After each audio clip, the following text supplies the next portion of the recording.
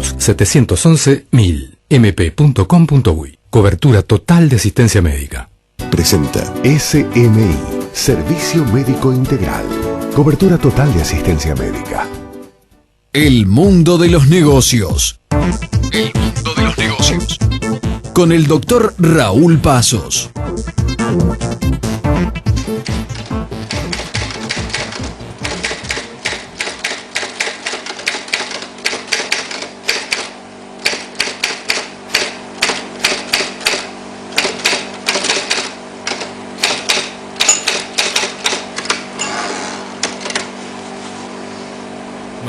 En dactilografía no salía, digamos, con una nota brillante esta persona, ¿no? No, la verdad que no. Algunos de nosotros, sin embargo, escribíamos muy bien. Sí, de la sí, época sí. que recuerdo que al mismo tiempo que hice preparatorios hice el secretariado comercial. Sí, claro. La vieja y querida, además, Academia Pitman, aprendías dactilografía y tenías que tener... entre 45 y 60 palabras por minuto. Sí, exactamente, para ingresar...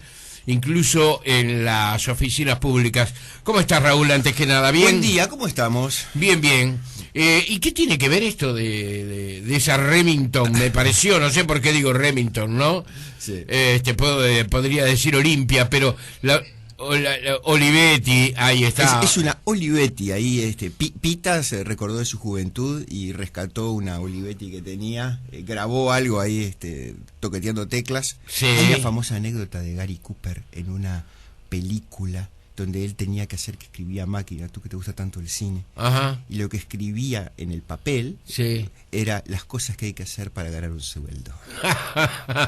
Eso está bueno, eso está bueno. Y le pedía aquí a nuestro ingeniero de sonido que nos introdujera con esto, porque tú sabes que mañana y pasado es este congreso de la gente de marketers, ¿no? Que me dicen, ayer me llamaron, me dijeron que viene muy bien. En realidad 500 personas reunidas 2 días, pensando en cómo comunicar, cómo persuadir, cómo seducir, cómo acercarse al consumidor. Es que cada día es más difícil hacerlo. En el siglo XXI. Porque los medios cada vez son mayores. Es decir, cómo comunica una empresa lo que quiere hacer público, ¿verdad? Ya a los medios tradicionales se han agregado otros medios, otras formas. De eso vamos a hablar. Ajá. Y pensé, ¿cómo eran las cosas antes? En 1460, hasta 1460 lo que había eran libros manuscritos. Ajá. No había otra cosa. O sea que, en el mejor de los casos, cuando la cosa se industrializaba un poco, lo que hacían era, en una tabla de madera, se grababa la hoja del libro y eso era una silografía. ¿Te imaginas el trabajo para hacer eso? Terrible. Terrible. Papiros también. Exactamente. ¿Eso hasta qué año? 1460. Ahí está. Y ahí apareció un señor Gutenberg que dijo, ¿y si en lugar de que sea una tabla con toda una hoja, yo hago letra por letra? ¿Y si esas letras la prenso con la prensa de uva que tenía su familia, que hacía vino? Bueno, y como toda buena idea, y como toda cosa revolucionaria, Gutenberg se fundió. Claro. Y la verdad es que se quedó sin dinero para desarrollarla y pasó tiempo.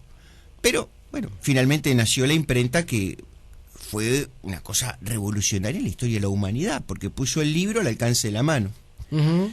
Y vos fíjate una cosa, se me ocurrió preguntar, ¿y cuánta gente leía en ese año? Porque claro, al haber poco libro, había poco lector. ¿Para qué ibas a leer si no era tan sencilla la cosa? No estaban alfabetizados. Exactamente, además. menos del 3%. Además, recuerden que, por ejemplo, generalmente se escuchaba en las iglesias a un sacerdote leer un cierto texto y de esa manera se transmitía el conocimiento que existía hasta ese momento, las convicciones filosóficas, etcétera, etcétera, pero no era el pueblo el que hacía. De ahí los cánticos y de ahí el verso y la rima, que era la manera de ayudar a la memoria a retener los mensajes. Claro. Bueno, pasó un poco de tiempo, Jorge. Sí. ¿Sabes cuántos lectores tiene Twitter hoy? Y no lo sé. 200 millones. Y Twitter tiene 6 años de vida, ¿no? Exacto. 6, 7 años de vida, sí. ¿Sabes cuántos mensajes se emiten por Twitter por día? 65 millones de tweets. Sí. Entonces hice una cuentita. El Twitter es un desafío a tu capacidad de síntesis, porque todos 140 sabemos caracteres. son 140 caracteres. Muy bien. Entonces, con 65 millones de tweets, te ahorro la matemática, son 9.100 millones de caracteres. A un promedio de 9 caracteres por palabra, contando los espacios, porque también en Twitter se cuentan los espacios, estamos en 1.000 millones de palabras. Qué contaminación, 120 palabras por hoja, ¿te gusta? Que es lo que lleva una hoja, más o menos son 50 millones de hojas. 300 hojas por libro. 170.000 libros diarios se escriben en Twitter. Sí, es impresionante. Como los seguidores promedios son más o menos unos 100, yo te diría que solo por Twitter se leen 1.700.000 libros por día. Impresionante. Bueno, esa es la realidad de hoy. 65 millones de mensajes leídos por 6.500 millones de personas. Es impresionante. No es la única manera de comunicarse. Tenemos Sí, a claro. Facebook, ¿no? Los que nos siguen Claro. en el mundo de los negocios, Facebook. En mayo del 2013, Facebook tenía 1 billón de usuarios. 1.000 millones de personas. Casi la población entera de China está mirando Facebook. Entonces, en un mundo Que está ideal... decayendo, dice Facebook, porque la gente joven está abandonando Facebook porque se están incorporando sus padres a Facebook, a la utilización de Facebook. Y entonces... Es el problema del branding. Te sucede lo mismo con ropa. Si tú usas una ropa juvenil, transgresora, no sé cuánto, y un día aparece tu papá o Sí. tu mamá con esa misma marca porque le cayó el viejazo o porque la propia ropa extendió su rango, Sí. el adolescente dice, para un poquito, me estoy vistiendo como... No dice mi padre se viste como un joven, su asunción es, me estoy vistiendo como un viejo. Yo tengo que abandonar Claro, esto. claro, Y esto claro. es un poquito lo que está pasando en Facebook. Claro. Dejó de ser... A ver, Facebook, como todos sabemos, es el nombre que tienen los anuarios universitarios en Estados Unidos. Es el libro de las caras. Bueno, un libro de... Y nació, lo hizo este pibe en la universidad diciendo, mira, si Zuckerberg empezó así. Pensó eso. Ahora, si resulta que el libro universitario pasó a ser lo que mi abuelita usa para ver lo que está haciendo la nieta o para comunicarse con la otra abuela, O como una forma de vigilar. ni hablar, ¿no? No son pocos los padres que los chicos, sobre todo pequeños, les dicen, yo quiero tener tu contraseña en Facebook. Porque también hay un tema, Facebook en realidad funciona de una edad hacia arriba. Pero los chicos están en Facebook y lo único que hacen es mentir su edad para poderse Claro. anotar. Es de 14 años para arriba, ¿no? 14 años para arriba. Me parece. Sí, es 14 años para arriba. Pero, a ver, cualquiera que tenga hijos en edad escolar sabe que sus hijos están en Facebook. Ah, sí, sin duda. Es más, si no están en Facebook, están fuera de este mundo. Están fuera de sus propios pares. Entonces, en un mundo ideal, Jorge, donde todos nos conectáramos porque Internet llega a todas partes, en cuestión de minutos un mensaje mío sería visto por 1.000 millones de personas. ¿Te imaginas que Gutenberg se hubiera caído de espaldas? Sin duda, ¿no? sin duda. Ahora, yo quiero ir un poco más allá, porque esto es lo obvio, esto es lo que generalmente en un congreso de mercadeo o en conferencias se habla. Mirá el mensaje y qué rápido, cómo hacemos. Todos nos damos cuenta de eso. Hay un paso más, bastante más elaborado, que es, vamos a darnos vuelta y ser verdaderos mercadotécnicos y ponernos en la cabeza del consumidor. La persona hoy está bombardeada por mensajes, bombardeada. Lee continuamente mensajes. Tú habrás visto que no es inusual que en una reunión de negocios, en un restaurante, cada uno esté con su celular consultando los mails y mirando los SMS y mirando el Facebook o el Twitter mientras está hablando con los demás. Y ya no es más un signo de mala educación, es simplemente, bueno, miren, tengo que saber lo que está pasando y puedo diversificar mi atención. Entonces, no solamente hay mucha más información, hay información efímera, porque dura nada. ¿Te acuerdas cuando decían, no se preocupen mucho con el diario de hoy porque servirá para envolver el pescado de mañana? Ujú. O no te preocupes mucho con el mensaje de tweet de ahora, porque en 10 segundos vino otro. ¿Y qué pasa? No solamente hay mucha información, no solamente es efímera, sino que se lee en otra actitud. Porque cuando yo era pequeño, el diario lo leía mi papá en casa de noche. Era un rito, era una ceremonia. Pero además lo que salía en el diario era como una cosa, palabra santa, ¿no? Como decía Goethe, si está escrito es doblemente verdad. Claro. Pero, ¿a qué voy? Que aquellas capacidades de sentarte en tu casa, mirar el diario, leerlo, te predisponía a ti a absorber la información de una manera que no es la que tenés hoy, donde de forma absolutamente informal, valga la redundancia, estás mirando qué es lo que está sucediendo. Sí. Las noticias de antaño tenían un horario, era el informativo de la radio, era llegar a casa a leer el periódico. Hoy llevamos la noticia en el smartphone. Estamos mirando acá, yo tengo mis 2 smartphones en estos momentos arriba de la mesa acá en el estudio, y en cualquier momento miro a ver si algún oyente me está escribiendo algo en el Facebook. Ujú. Entonces, no quiero comentar la obviedad de qué fácil que es difundir hoy. Eso es una noticia que todos sabemos. Lo que quiero rescatar es qué difícil es decir algo que capture la atención. Qué difícil, porque son millones los mensajes que circulan. Y la sensibilidad del espectador es cada vez más alta, tiene cada vez una coraza donde menos le llega lo que se le comunica. Porque si le llegara como le llegaba a mi papá en el año 55, viviría conmovido. ¿Me explico? A ver, estamos hablando de una época en que la gente ponía la radio bajita y de repente se oía una sirena y decía el repórter eso, y eso era una noticia de algo que estaba sucediendo en el momento, y se conmovía y se comentaba, y la vecina, las señoras no trabajaban, iban y le tocaban el timbre a la otra, le decían, ¿viste lo que pasó? Hoy, ¿cuál es el problema? Hay un incendio, y antes que lleguen los móviles del canal, la gente ya está con los celulares mandando las fotos por Twitter. Por supuesto. Entonces, tenemos tanta ¿Vos información. viste Sí. los otros días el desastre de Oklahoma? Sí. Bueno, el desastre de Oklahoma fue registrado básicamente por personas a través de su celular, ¿verdad? A través de cualquiera de los aparatos que utiliza permanentemente y ya toman fotografías con una sensibilidad importante. ¿Y la maratón de Boston? Donde estalla la bomba y la ves estallar en vivo y en directo, pues la gente la estaba tomando. Ahí está, ese es un muy buen ejemplo.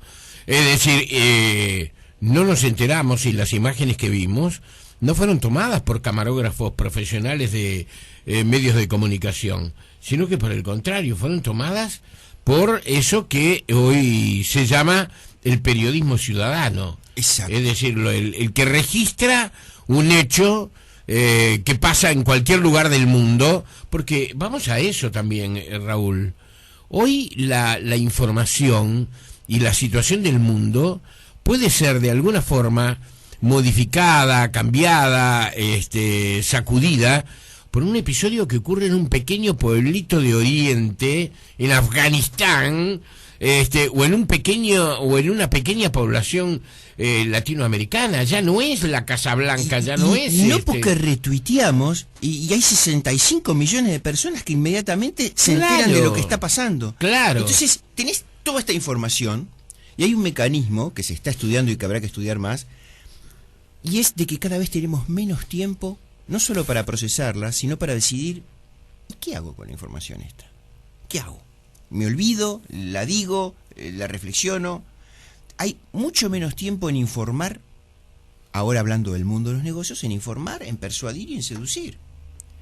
Y la mentalidad del público se vuelve cada vez más dinámica porque está todo el tiempo siendo informada, y de alguna manera se vuelve cada vez más frágil y de alguna manera se vuelve cada vez menos profunda, más superficial.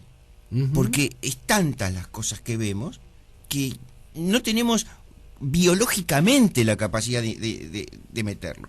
Los corresponsales, como tú decías, se están acabando. ¿Para qué quiere un corresponsal? Si cada ciudadano es un corresponsal, tiene una cámara de fotos. Bueno, ayer me contaban que un prestigioso diario norteamericano de Chicago expulsó a más de 20 fotógrafos, y ahora la tarea de los corresponsales, es decir, de los que escriben, de los noteros, de los periodistas escritos, porque también los fotógrafos son periodistas, pero eso es fotoperiodismo, son los encargados de tomar directamente la fotografía de los episodios. Escriben sobre los episodios y también fotografía, pero exactamente. Uno de los mellizos en casa es un fanático del tema celulares. El último celular que sale, se trajo uno hace una semana, en Estados Unidos.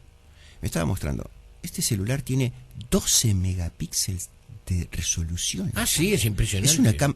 Es una cámara profesional metida en un teléfono. O sea, la última cosa que hace es hablar por teléfono. Después hace 100 cosas más. El iPad, el iPhone sacan excelentemente. La grabación de video que hoy tienen los últimos modelos de Samsung es casi profesional. De eso te estaba hablando. Ese celular es en HD y además tiene una característica. Para que la pantalla no la toquetees y la ensucies, la soplás. Exacto. O podés pasar el dedo a 2 centímetros de la pantalla sin tocarla y das vueltas las páginas. Sí, porque está magnetizado, es extraordinario, ¿no? Es increíble. Yo pensaba una cosa, si el Superman de las viejas revistas de chistes estuviera acá hoy, tendría que buscarse una otra personalidad. ¿Por qué funcionaba Clark Kent? Clark Kent funcionaba porque Superman, ¿quién lo veía? Lo veían los 7 espectadores que lo veían rescatar algo. Y tenía que haber, por suerte, un fotógrafo ahí para sacar una foto más o menos. Hoy Superman bajaría con el autito que rescató de los escolares y hay 50 niños tomándole fotos. Sí. Piensen lo siguiente, la visión lejana que se tenía del Papa, allá por los años 50, un Pío XII, que lo que veías de él era una estampita. Hoy tenés un Papa que tuitea. Sí. Lo tenés al alcance de la mano. Se desacraliza también la realidad. Es un mundo hiperpoblado de información y además todavía no nos pusimos a hablar de las imágenes. No solamente hoy se transmiten palabras, sino que se transmiten imágenes todo el tiempo. Y pensá lo siguiente, la radio cómo evolucionó. ¿Cómo era esto antes? Estábamos tú y yo hablando y acá los amigos de producción te mostraban con cartelitos, llamó Rosa y dice que no sé qué, Silvia y dice ahora que está no sé el qué. intranet. Y nosotros ahora estamos mirando en las pantallas los mensajes que nos mandan los escuchas. Ese gregarismo de la comunicación es todo un desafío en los tiempos de hoy para el hombre del mercadeo. De eso la semana que viene seguramente vamos a estar hablando. También vas a comentar qué es lo que pasa en la jornada de mañana y pasado, ¿verdad? Exactamente. Tuvieron la gentileza de invitarme y va a ser un gusto compartir con los escuchas qué es lo que vimos por ahí. Señores, esto que ustedes han escuchado, el registro de la intervención del doctor Raúl Pazos esta mañana, estará en un ratito nada más en el Facebook de Tiempo Presente, pero también en el Facebook de El Mundo de los Negocios, donde como siempre los esperamos. Gracias a todos por escribirnos y comentar. Gracias, Raúl, nos vemos en una semana. Hasta el miércoles. Centro, La Teja, Malvin Alto, Unión, Prado, Ricaldoni, Parque Valle, Ciudad de la Costa. SMI, Servicio Médico Integral. Cobertura total de asistencia médica. 2900-6670. Presentó SMI, Servicio Médico Integral. Cobertura total de asistencia médica. Bienvenido al Automóvil Club del Uruguay.